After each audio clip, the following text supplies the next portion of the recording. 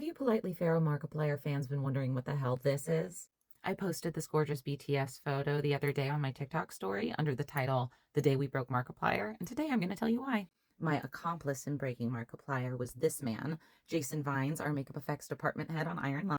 And the reason we had to turn your internet dad into a molten pile of nightmare fuel is because we were molding his head. Now, this is my disclaimer that molding somebody's head is dangerous. You have to know what you're doing. You have to have had experience molding other things before you go into molding somebody's head or face. In fact, you can see this array of setup things that we have here ready for Mark in our makeup office, which I'm going to do another video about later.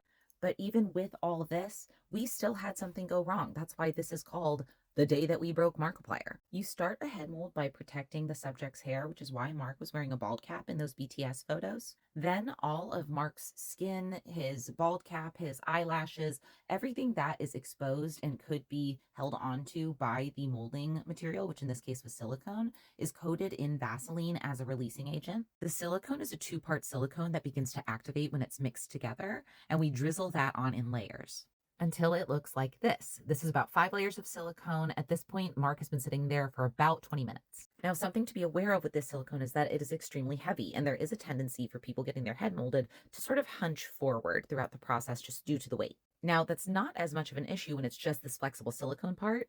However, it becomes more of an issue when you get to this part, the plaster bandages that harden and become like a cast. If you're hunched forward when you get to this point, then your life cast will be hunched forward. And that's not the end of the world, but it does make it a little bit harder to sculpt on. Mark remembered Jason's warning about hunching forward just a little bit too late when the plaster bandages had already started to harden and just sat up and broke his nose. So if you remember a time in 2023 when Mark broke his nose and lost his beard all in the same day, that's why. He broke it in the line of duty. Just another one of the many sacrifices he made for Iron Lung.